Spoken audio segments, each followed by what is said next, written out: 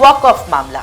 গত ৪ এপ্রিল লোকসভা ও রাজ্যসভার সম্পূর্ণ বিরোধী শিবিরের বিরোধিতা সত্ত্বেও বিতর্কিত ওয়াকফ বিলটি সংসদে পাশ হয়।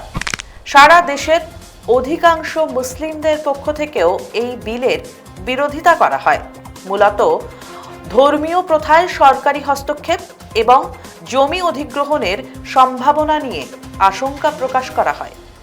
কংগ্রেস ও তৃণমূল কংগ্রেস সহ একাধিক রাজনৈতিক দল সুপ্রিম কোর্টে এই বিলের নির্দিষ্ট কিছু ধারা সংশোধনের জন্য মামলা দায়ের করে। এই পরিপ্রেক্ষিতে ছাড় হিসেবে কেন্দ্রীয় সরকার ১৭ এপ্রিল বৃহস্পতিবার সুপ্রিম কোর্টে আশ্বাস দেয় যে বিজ্ঞপ্তির মাধ্যমে ঘোষণা করা হোক বা নিবন্ধনের মাধ্যমে যে কোনোভাবে ঘোষিত ওয়াকফ সম্পত্তির ক্ষেত্রে পরবর্তী শুনানির তারিখ পর্যন্ত কোনো রকম ডিনোটিফিকেশন বা চরিত্র পরিবর্তন ঘটবে না। ৫ই মে ভারতের প্রধান বিচারপতি সঞ্জীব খান্না জানান যে ওয়াকফ সংশোধনী আইন ২০২৪-এর বিরুদ্ধে দায়েরকৃত আবেদনগুলো ১৩ই মে তার অবসর গ্রহণের প্রেক্ষাপটে বিচারপতি বি.আর.